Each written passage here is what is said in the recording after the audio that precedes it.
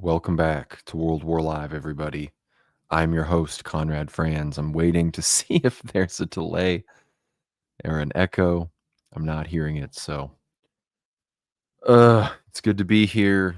Just 30 minutes late, nothing crazy because of some I'm gonna crash out. Almost got me to crash out. There were some people in the last chat too they knew what they were doing. They were rage baiting. So good game to them. They almost got me, but we're back. We're back. It's World War Live. It's Tuesday evening. It's August 12th, episode 15. I called it Blitzkrieg to talk about what's going on in Russia. Not a lot of crazy things to analyze. Obviously, next episode of World War Now is going to involve actually analyzing the Alaska summit. So we're all waiting for that. Cheers. Thank you, Jonathan. I know you gave $10 on the previous stream. I apologize for not reading it before I ended that. I believe it was something about keeping the donations coming. Also having donated to Nick Fuentes, so thank you.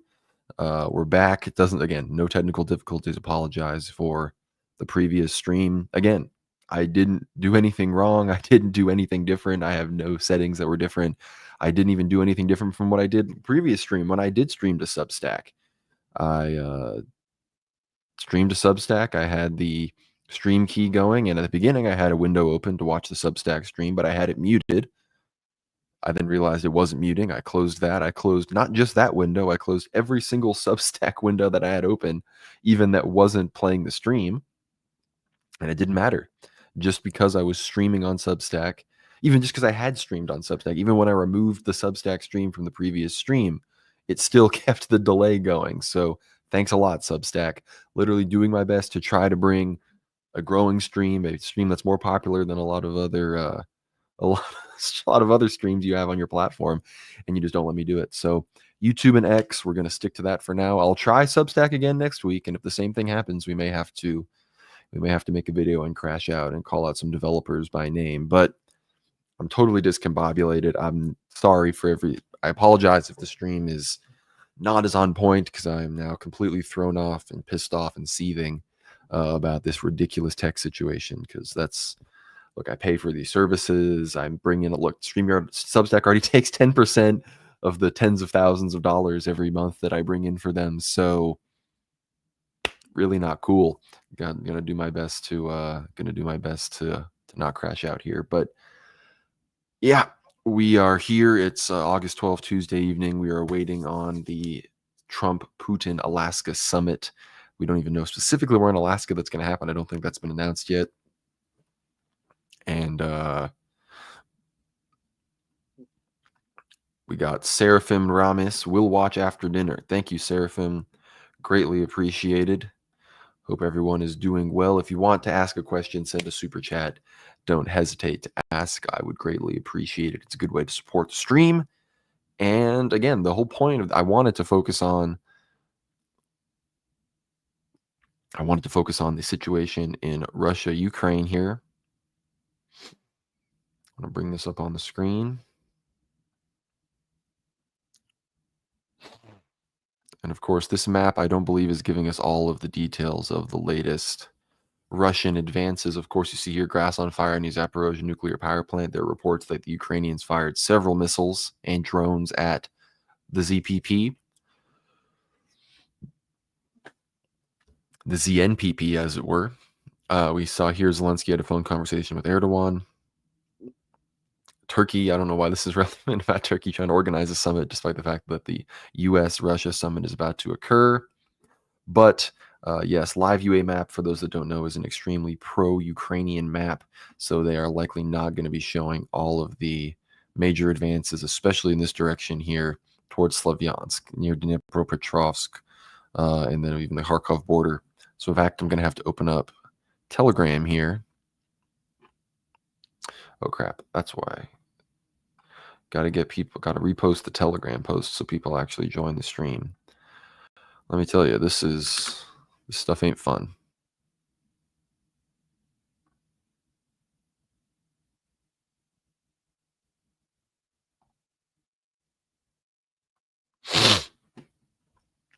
Okay, let us try to get some Telegram maps pulled up. The problem with look, y'all, I may have to ditch StreamYard too, because StreamYard doesn't let me actually share these Telegram. The only things that lets you have any sort of usefulness in sharing screen is on Chrome, and it's really, really, really, really starting to piss me off. So that may have to come too. We're really not the best day for the stream, unfortunately, all because I wanted to make it easier for everybody. Oh my goodness. All right. Telegram. Let's do it. Yeah, here's some more pictures from large fire erupted at the site of the Zaporozhye nuclear power plant. Vladimir Rogov, Russia's co-chairman of the Council of the Integration in Region, says Ukraine fired multiple artillery shells at the Zaporozhye nuclear power plant facility. Several explosions were heard. Okay. I want to make sure we're getting everything. Okay. The situation near Pokrovsk opens a rare window of opportunity for Russia. If the Russian troops push the breakthrough to its logical conclusion, the strike may not go northeast towards Slavyansk and Kramatorsk, but westward towards Pavlograd, and this is a completely different operational scenario. So the big Russian breakthrough on the front line in the Pokrovsk direction has occurred, and there were apparently thousands of Russian troops streaming behind enemy lines. Trying to find more maps here that I wish I could open deeper. Yes, here we go. This is the This is the Pokrovsk salient here, as it were, that is being completely surrounded. Russian troops have captured much of the villages of Utashnoy and Kotlin to the west of Pokrovsk after 2 months of a stalemate in these sectors.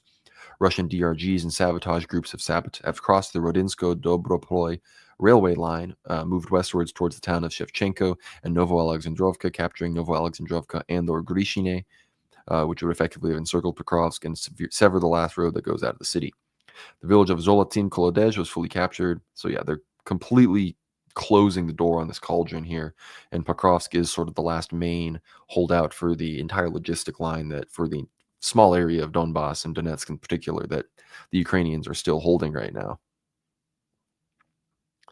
I thought this was funny as well. British officials are telling EU leaders to shut up and to stop annoying Donald Trump with their comments on how peace in Ukraine should look. So I think the UK is realizing that this summit might be the best chance they have as the Russians are advancing so rapidly. Again, the question becomes, why is Putin meeting? Why is there a summit? Why is there a discussion of a ceasefire? Why don't the Russians continue to establish the situation on the ground? And this was a very big headline. The Russian Pokrovsk breakthrough. Russian forces have captured 157 square kilometers in just the past 24 hours. And for anyone that's been observing this war for a particularly long time, that is a lot of land to be taken in less than 24 hours. The fate of 29% of the territory of the Donetsk region is still under Ukrainian control. It will be decided in the coming hours. That's from Build. There's more of the encirclement here in the Pokrovsk direction. Less than 15 kilometers remain until Russian forces complete the encirclement of Pokrovsk and Mirnograd, which is the other city in the metro area. President Trump set on a phone call with European leaders, including Zelensky tomorrow. I'm sure Zelensky's going to be telling him, look, the Russians are taking advantage of your goodwill. You had the summit announcement, and now they're going for broke, taking as much land as they can.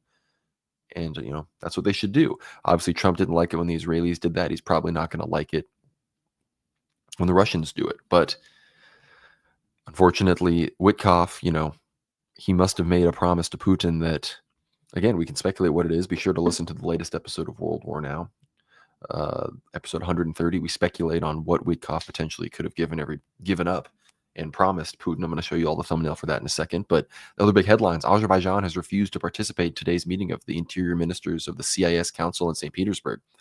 So CIS Azerbaijan appears to be effectively leaving that as well, fully aligning themselves with the U.S., Israel, France, these other groups, with the Turks. Or actually not really France. They're choosing the U.S. and Israel over France, especially in the midst of the Palestine situation. We also saw Russia ban WhatsApp and Telegram calls,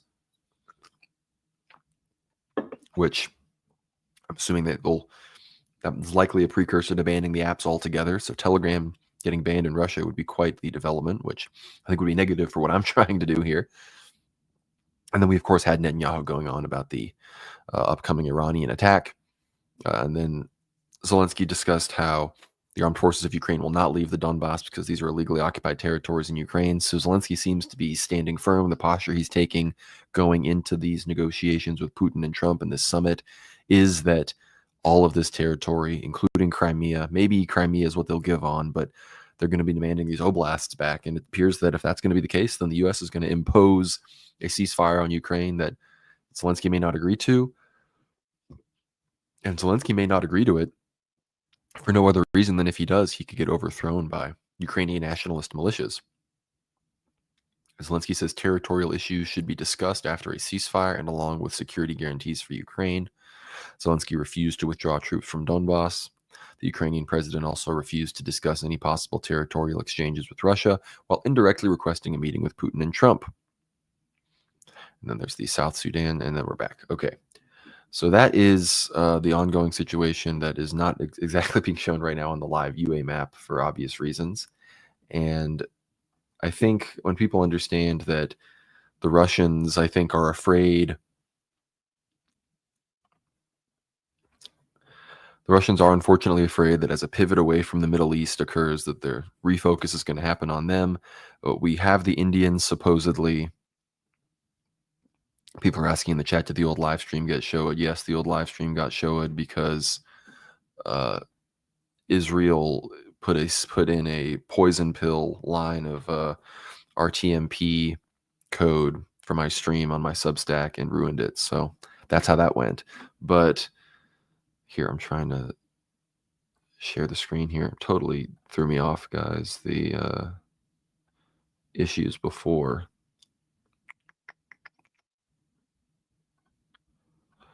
But whoa, we don't need to see all that. Wait.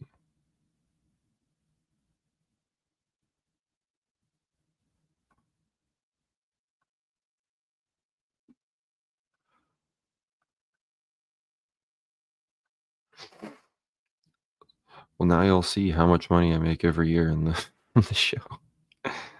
Right? But what on earth is happening here? Stupid shit is not. What? Okay. Everyone needs to watch episode 130. I should just end this stream. This is so out of it. No, I'm not able to. People are so dumb. Everyone needs to just watch episode 130. I'm a lot less out of it. I'm a lot less. There's no tech difficulties in this where we discuss the Trump-Putin summit. So now everyone can see. Everyone can now know how much money we bring in every year, and that's before I pay the editors and the thumbnail people and Dimitri. So that's how all that goes. But everyone listen to episode 130 of World War Now. Check out the recent Ether Hour about the Trump-Epstein connection with Ryan Dawson.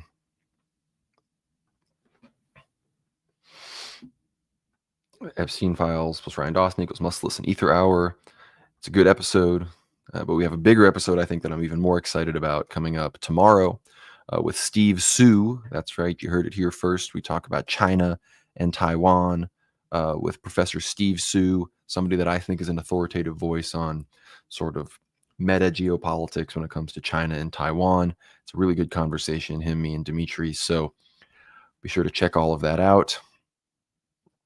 I'm probably going to edit that nonsense out of the replay. It doesn't matter. It's all on YouTube anyway, so who cares? But that's the latest content. If everyone needs to give this one a watch, it's a really good episode, especially with the Zangezur corridor.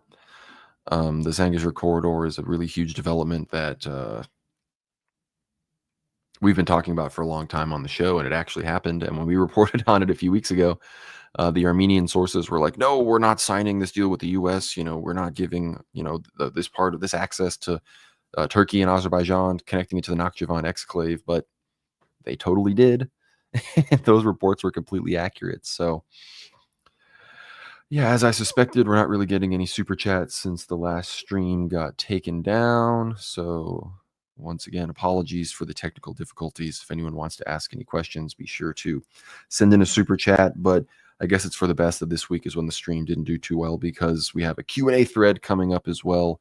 So, be sure to keep an eye out for that. Going to be a Q&A thread in everybody's chat inbox on Substack. So, don't miss that. It's going to be fantastic episode. We need to do the Q&As more regularly. I keep forgetting about them, but between the other episodes and the streams coming out, it's 3 pieces of content every week. I forget to actually put out the Q&A threads. So be sure to check that out. Excuse me. I'm sorry, guys. That just completely threw me off, and I've got no now I'm stressed because I showed the other thing for a bajillion seconds, and now we need to get back on track here. But I guess we'll just start looking at the front page of Anti-War. And we arrive right here. Backing Netanyahu, Trump suggests is...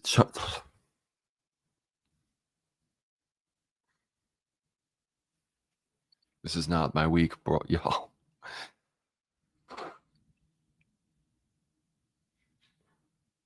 Backing Netanyahu, Trump suggests Israel needs to ramp up military pressure on Hamas. In an interview with Axios on Monday, President Trump provided backing for Israeli Prime Minister Benjamin Netanyahu's plans to escalate in Gaza, suggesting that Israel needed to ramp up the pressure on Hamas. The report said that Trump stopped shortly of directly endorsing the Israeli government's plan to take over Gaza City, but seemed to agree with Netanyahu's argument that more military pressure on Hamas is required. Israel's plans to escalate its genocidal war faced widespread international condemnation as the humanitarian situation in Gaza is as bad as ever, and Palestinians continue to starve to death every day. But the Trump administration has not wavered in its support for Israel. Many people inside Israel, including senior military officials, have raised concerns over the plans to escalate in Gaza due to the threat that it will pose to remaining Israeli captives. Trump told Axios that it was always going to be very rough to get them because Hamas are not going to let the hostages out in the current situation, although Hamas's longstanding position is that it is willing to release the remaining captives in exchange for a permanent ceasefire. Echoing earlier comments, Trump said it was up to Israel what to do next, signaling he will continue providing military aid no matter what Netanyahu chooses to do. The president said it was also up to Israel whether Hamas can remain in Gaza, but said that in his opinion, they can't stay in there. I have one thing to say. Remember October 7th. Remember October 7th, Trump told Axios.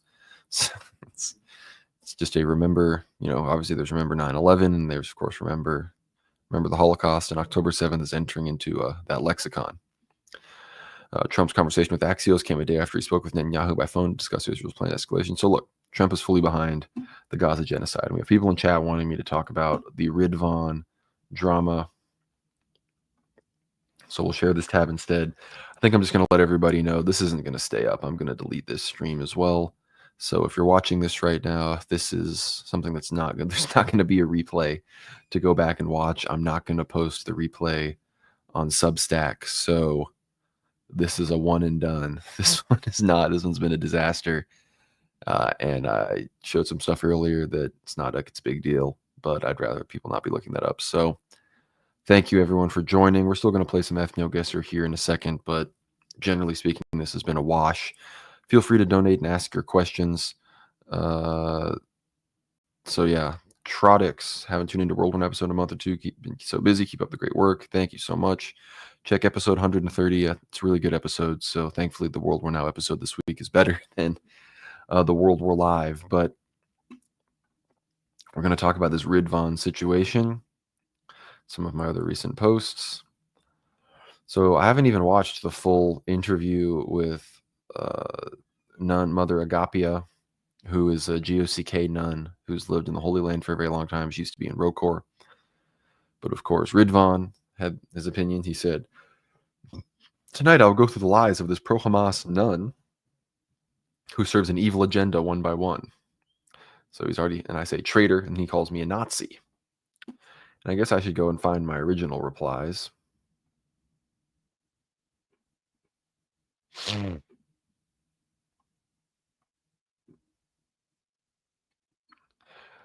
Or then said, "But you won't call me wrong."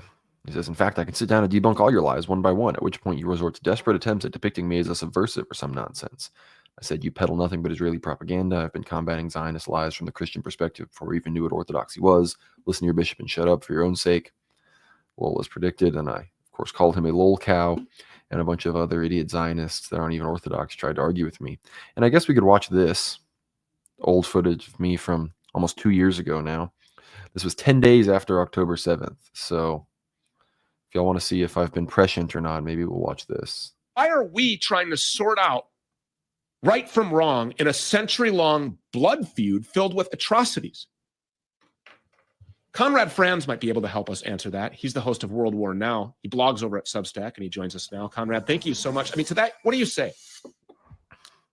Well, Stu, I have to say it's a great opening monologue, and it really hits all the important points from us here in America. And you really like that you hit that point about this narrative that the Arabs peacefully chose to, whether it was go to Jordan or the West Bank or the Gaza Strip or flee to the West or another Muslim country.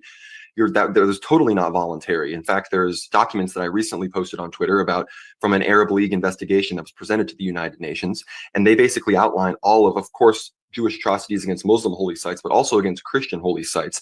Dozens of convents, dozens of churches, dozens of cathedrals, small skeets where monks, whether it's Catholic, Orthodox, Anglican, across the Christian spectrum, even some Baptists at the time, they had their locations stormed by the Israeli troops, which then caused them to be shelled by the Arabs who were fighting against the Israeli army, or in many cases, they stormed churches and then bombed other churches that they had mistaken to be Arab centers of power just because of the people that happen to be living there and the fact that they really don't care about any of the religious sites besides the synagogues that they themselves have already built.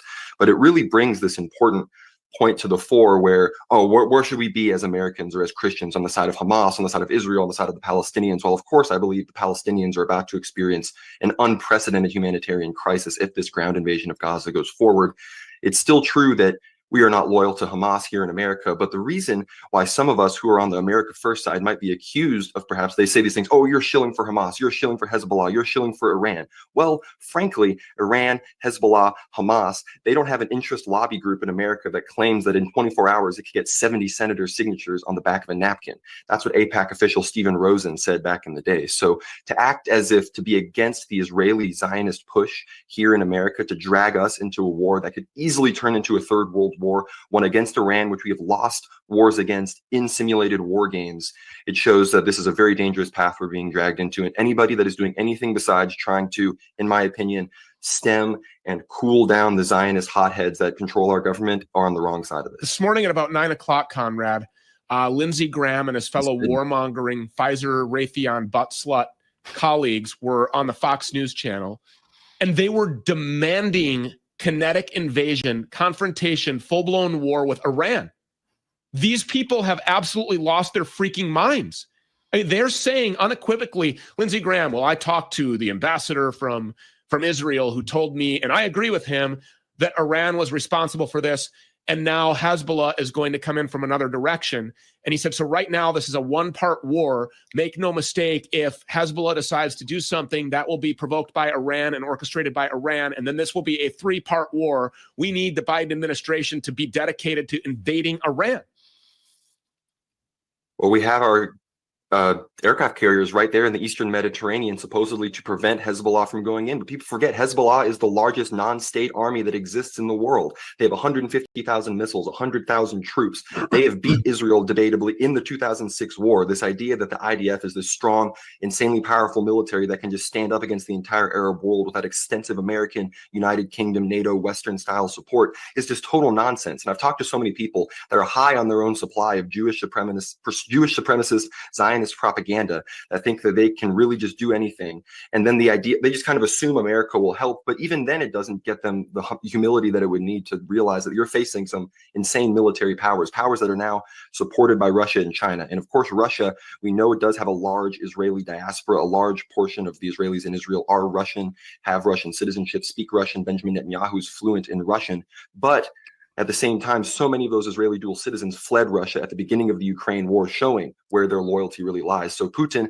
while he does have a bit of a hang up on the Israel issue, much like Donald Trump, much like our people here in America, unfortunately, it does seem that he is at the very least, due to his alliance with Iran, due to Iran's support in Ukraine, that he's very much siding on the side of the Palestinians, at the very least making it very clear that the Russia-Chinese position is a two-state solution, returning to the 1967 borders. And as far as what America and Russia and Christian countries should do, there's a third way here. There's a way that involves pursuing peace and protecting Christian holy sites in the region. The West Bank is still 5% Christian.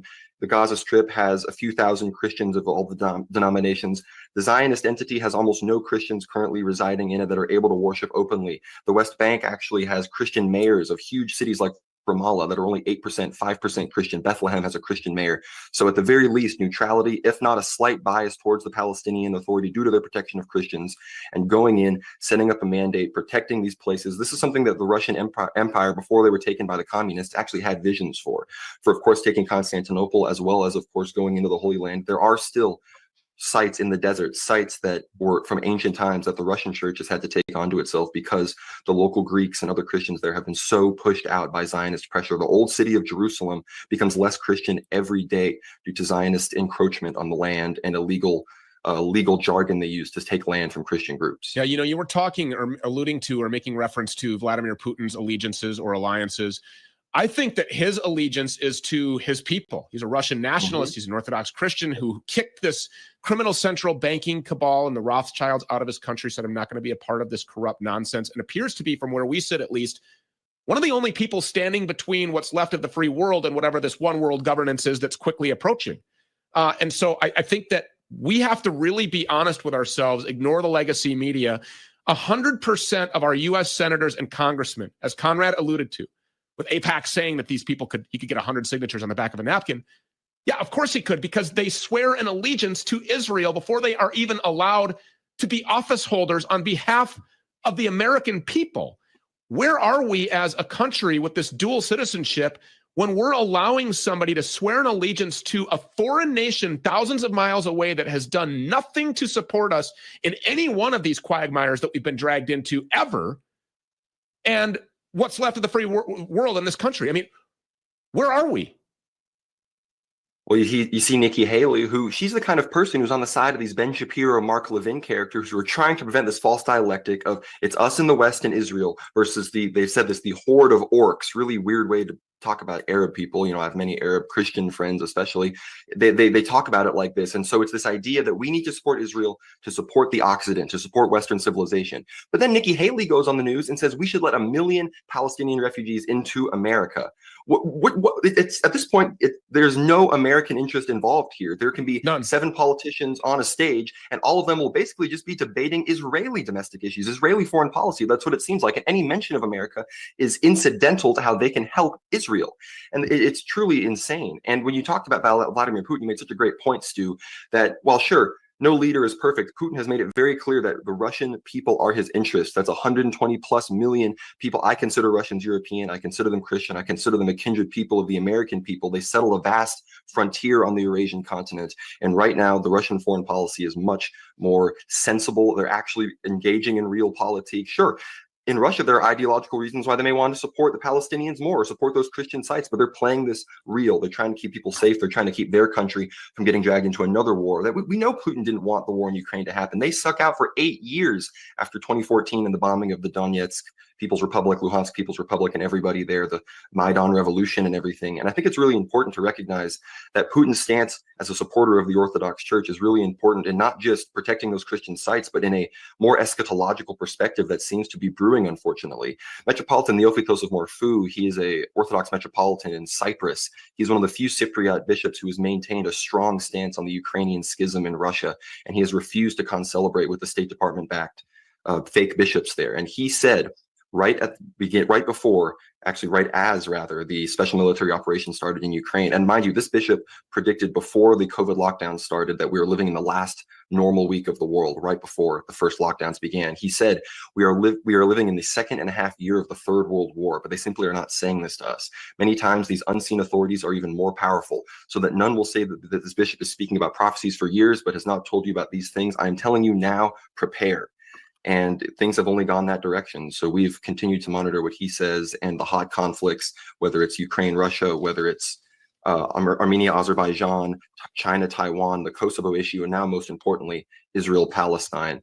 On our show on World War Now, we're doing our best to just juggle everything and make sure Christians can discern what's really going on. The thousands of churches that have been erected in Russia since Vladimir Putin took power, these are not abominations. These are golden sconce, beautiful cathedrals. They're incredible places of worship.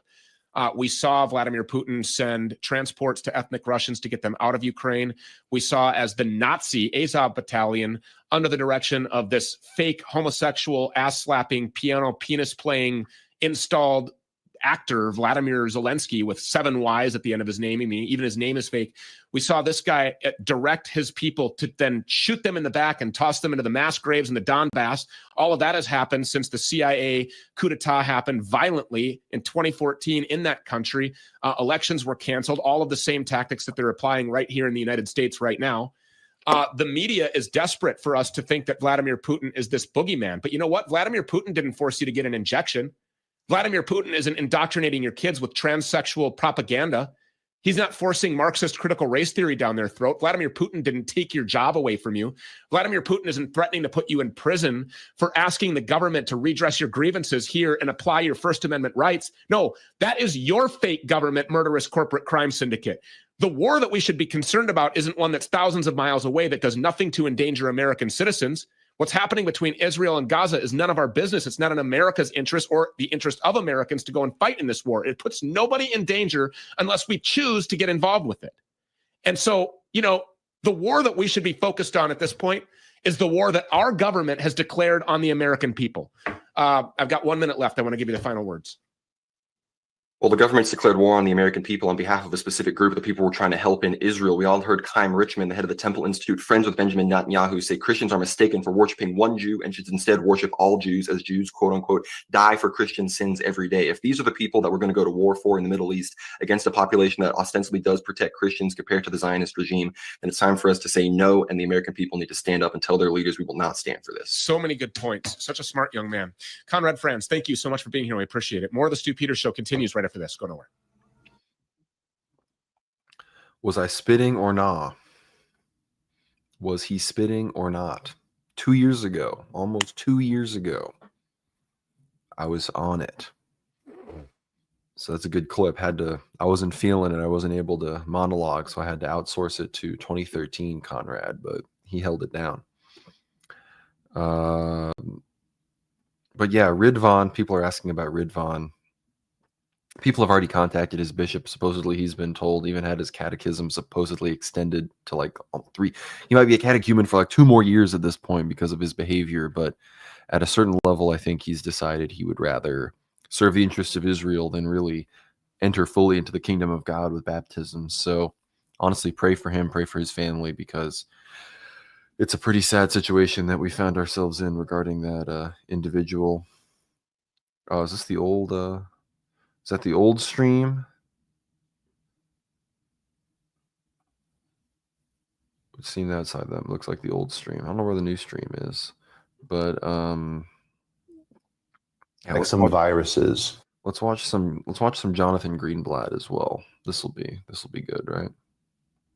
Anti-Semitism is a bit of like a virus, and like some viruses, it exists in the kind of body politic and it's dormant, like chickenpox. Mm-hmm. You get chickenpox as a young person, and then after the kind of inflammation subsides, it's still in you.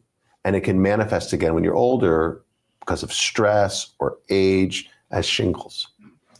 Although you can get inoculated and you can prevent that from happening. So I think anti-Semitism is similar. It's like this contagion. It's as old as time. Right, we face it for thousands of years. First, it was after the death of Christ, there were these accusations that the Jews killed Christ, and that the Jews weren't a real religion because we didn't accept Christ, and then we didn't accept Muhammad. So you have this, the Jewish religion isn't legitimate, and that was the basis for the Crusades, which is at Tish B'Av, which remembers the expulsion. We had inquisitions, we had all these horrible things. And then after the Age of Reason, it was, maybe, and they realized that the sun doesn't revolve around the earth and the earth isn't flat, then it was, okay, well, I should have watched this. maybe Judaism is okay as a religion, but it's the Jewish race that is illegitimate. And then we saw kind of anti-Semitism metastasize into this kind of race-based form of hate, which of course exploded with the Shoah. And then after the tragedy of that, the injustice of that was exposed. Yeah, finish. People that say, well, it's not that their religion is illegitimate or their race is illegitimate. Now it's the Jewish state that's illegitimate. Oh my gosh. And we see that now in the form of anti-Zionism, which is anti-Semitism. The chutzpah, the absolute chutzpah of this bastard. And I love how there's so much packed in there, right? I love how, he relates, it's so great when it was the beautiful age of reason when you realized that, God is not real and that, the earth revolves around the sun and that the earth is a globe. So you see when I say that space is Jewish? You see what I mean when I say that this whole heliocentric space nonsense, solar system nonsense is a bunch of Kabbalistic Jewish propaganda? I know Anthony was in the chat earlier. You don't have to dig far on his Substack to figure that out. So I think people need to realize this. Who's that handsome man in the turtleneck? That was me as a young man of 25 years old, as opposed to the old 27-year-old wizened grandfather you see before you right now. Thank you, Jonathan. I appreciate you rejoining the stream. I apologize for not reading your previous super chat on the last stream that we will not speak about. But yeah, as far as Ridvan goes, he's someone that's honestly just got to pray for him and mostly just ignore him. As far as that's sort of where I'm at right now. But had to say that he threw out the Nazi thing, which to me, if you're still calling people Nazis in 2025, you just got to be pointed and laughed at. Which I think that's sort of that's the perspective right now. But I think it's probably time to lock in on some EthnoGuessr here. Paisio said, we talk about the true Orthodox hating on you for supposedly believing in the end times. I don't think they deserve the attention of actually talking about that, but I think it's funny that, at any given moment, I'm a Yerondaist for believing, in the words of saints and Elder Ephraim, and then everything else, I'm, an end times prophet or something, or predictor, despite the fact that I don't talk about when I think the end times are going to happen. Like, sure, I mean, if the Marble Emperor is supposed to come sooner rather than later, yes, that does mean that the end times are probably closer, but the end times are closer every single day that passes. Like, at a certain level, do people just not believe in linear time? Like, do people just not believe that ostensibly as every day goes on, it is somewhat more likely that Jesus will come back because he didn't the day before, and we know he is?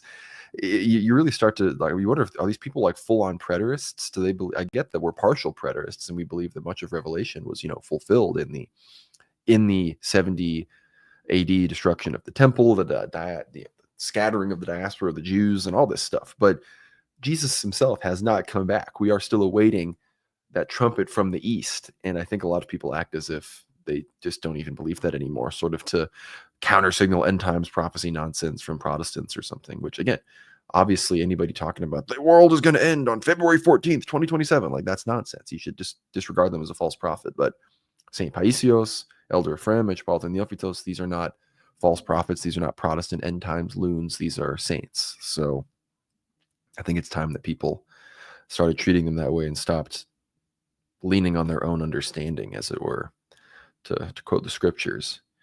But I want to make sure everybody listens to episode 130 of World War Now. Really good episode. Check out worldwarnow.co. Get behind the paywall. You also, of course, get access to the full Death of Empire documentary, 4.5 hours, subtitled in English for the very first time, about the Russian Revolution, the fall of Tsar Nicholas II, a saint. So be sure to check that out. If anyone has any more questions they want to ask, feel free to send in a super chat. But I think it's time that we lock in on some EthnoGuessr. Let me see, how can I return to the home page here? Yes, let's go back there. We'll share this tab. I actually want to reach out at the same time, so let's do this. Thank you, everyone, for bearing with me here on this technically fraught stream. Still really not happy about how Substack did me there. I had explicitly muted the tab. Literally, it overrode me having muted my entire browser tab. The Substack streaming still played the sound. That was absolutely insane. And of course, it just kept playing after I closed every single Substack tab that I had open. Just brutal, brutal, brutal, brutal demonic airwaves, you know. Got to stay prayed up, I guess. I guess I like the new UI. It's easier to navigate the map, but he's got to be south more. Like Philippines, maybe, or like these Indonesians, maybe, or... Ooh. These are more Burmese people. If I just gone mainland Malaysia, I would have gotten it. Sinoid South Mongolid type. Yeah, these are people. These are people fighting the Myanmar civil war. These are the people firing missiles at each other right now. Oh. Oh. I just got carried away. Those were Proto-Nordids. Ancient East Nordid variety. Oh, so is this like some Neanderthal? They did look pretty Neanderthalic, so... Still found sporadically in Russians, Balts, Rhodopians, Kurds, Druze. Okay. Interesting. Well, if I literally just clicked a different part of Sweden, that would have been a perfect score. So that's whatever. I'll be ambivalent about that. Whoa, Gordita. Got some. Why are they big? Why do these people have a bigger BMI? Oh my gosh. They look like fat Hispanics, but I don't think that's like on here. What are we thinking about these folks? Are these like Uzbeks or something? I don't even know. Could these be like Tunisians maybe? What are we thinking? Yeah, these are not Hawaiians, I don't think.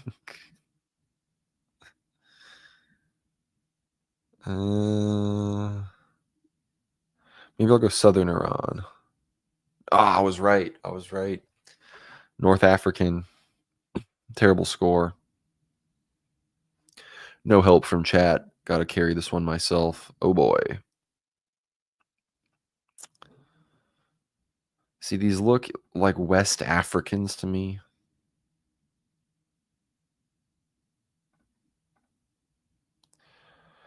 I should have been more confident.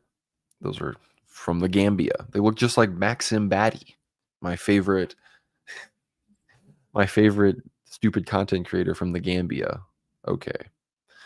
It's one of these folks. And the question is it really more one of these or is it more one of these?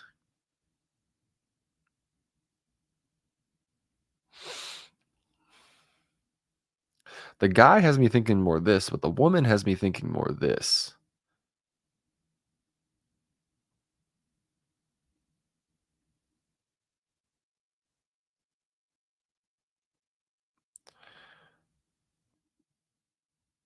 I'll go here.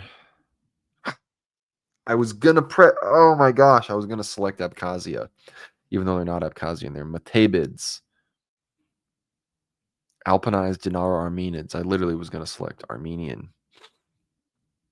Whoever said Serb in the chat threw me off. Sorry. Not good. Okay.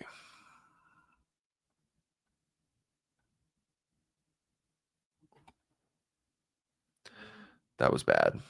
I just totally thought they were Abos. So these are Malids. Oh, not good. Not good at all.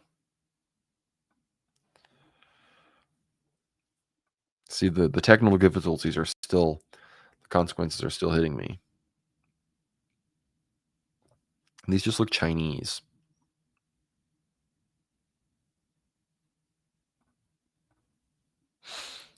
Yay. Chukyungid, South Synod proper subvariety, named after the Chukong River in South China. Today, typical for Cantonese, Guangdong, Fujian, Southern Yunnan, mixed with Vietnamese, Thai, Muong. Asian. Okay. I think this is actually just Sweden. Okay. Bullseye. Tronder. Paleo-Atlantid, Hallstatt, and East Nordid. Yeah, those are Hyperboreans. Mr. Archer, $5. Thank you, sir. Wondering if you plan on doing a video over American World War III prophecies. Specifically, everything I've found is some vague America will cease. Well, thing is, America doesn't really have any saints with clairvoyant gifts. The best we have is Elder Frem, and Elder Frem talks a lot about volcanic earthquake disasters happening on the West Coast. And we have Elder Scalactia that communicated with Elder Frem that talks about similar issues. So those are the most definitive things I can talk about, besides, of course, the U.S. striking Iran's nuclear capabilities and Israel doing the same. That was from Elder Theodore Agiofarangidis. But if you want to see it, look into this. Be sure to keep a lookout for the Eschaton Vigil's new book, The Eschatological Visions of the Blessed. It will have whatever there is about the United States in there. So you can go to eschatonvigil.org. The book should be out at the end of the month. Should be over 700 pages of prophecies. So that's what I have to say about that. But thank you for the $5, Mr. Archer. Greatly appreciated. But let's hit the next round here. Oh boy, back to this stuff again.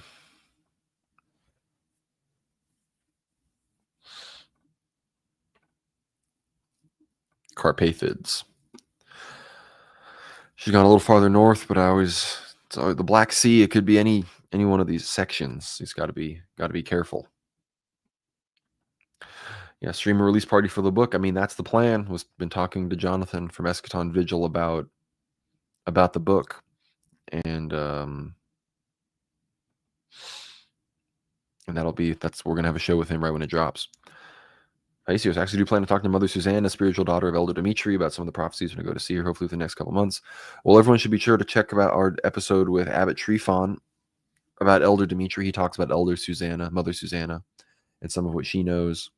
It's a really great episode. So if you search up Ether Hour, World War Now, Abbot Trifon, Dimitri of Santa Rosa, you can find it on Substack and on YouTube. But really good episode. I want to thank everyone for the super chats despite all of the technical difficulties. Move on to the next round here. Oh boy.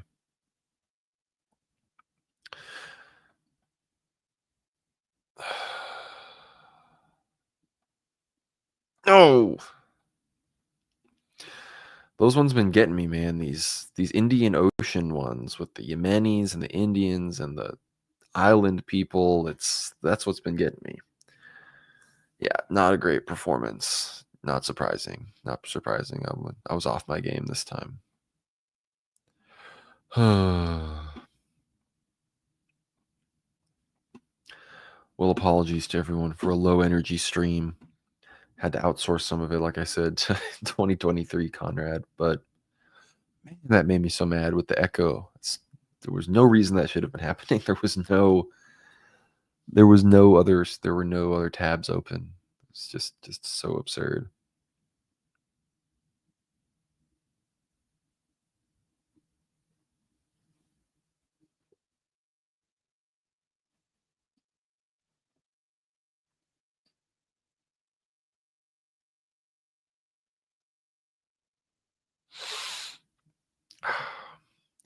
I want to thank everyone in the chat. Everyone pray for Paisios. He's going to be staying at a monastery for an extended period of time, so keep him in your prayers. I want to thank everyone for an active chat this evening. Thank everyone for monitoring the situation. We didn't have our trusty moderators, Alan or Felicia, here, so I had to throw Paisios the wrench, which probably should have happened sooner, but thank you for keeping the riffraff out of the chat. I want to encourage everybody to please subscribe, worldwarnow.co, get behind the paywall. Really helps us out. Again, I may not even keep this stream up. Probably not going to re-upload it to Substack. So tomorrow, expect the new Ether Hour with Steve Su. Really great episode about China and Taiwan. Yes, be sure to like the stream.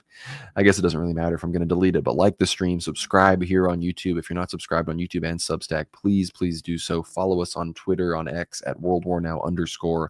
follow me at GnomeRad. I'm getting close to 11,000 followers. So if you're not already on X, make an account, get on there. It's the free speech sort of center of the world right now. So even if you're not going to be super active, I'd appreciate if everybody was on there and gave me a follow. But the most important thing you can do is go to worldwarnow.co right here and subscribe, get behind the paywall. You get access to at this point. It's over 90 because we also have a few 0.5, you know, episode 13.5, for example, exists, as well as a few others. So well over 90 episodes, recent interviews with Ryan Dawson, Jose Nino, David Patrick Harry, Ivan Vorobyevsky, a Russian nationalist who's, you know, persecuted for his right-wing beliefs even within Russia. So be sure to check out all of this stuff, get behind the paywall, check out the latest episode of World War Now. It's a hard-hitting, deep analysis episode. I know earlier in the stream, someone had asked, they said, didn't watch the latest World War Now, so maybe this was answered. What's the expected outcome of the Alaska summit? You got to watch the latest World War Now. We talk all about that. But I think, again, we discuss in that episode everything that Putin could potentially give up, all of the potential outcomes. And now we're, again, seeing this blitzkrieg happen. We're seeing this massive advance of the Russian front line. So they're trying to secure everything they can. That doesn't necessarily tell us anything. That could be what they've been planning this whole time, or they could be really desperately trying to secure the last few gains that they can before a full ceasefire takes place, because Putin may know that when he meets Trump, that's the beginning of the end of the war itself. So keep the whole situation in your prayers. If there's any final super chats, send them in, but check out worldwarnow.co. The Q&A thread should be dropping tomorrow. So don't worry about that, or, you know, rather pay attention for that. I'm sorry, I'm so out of it. Pay attention for that. And I will see you guys on the next stream. worldwarnow.co right here. Thank you all for joining. Thank you for all those that super chatted. Thank you for liking. And we will see you on the next one. God bless.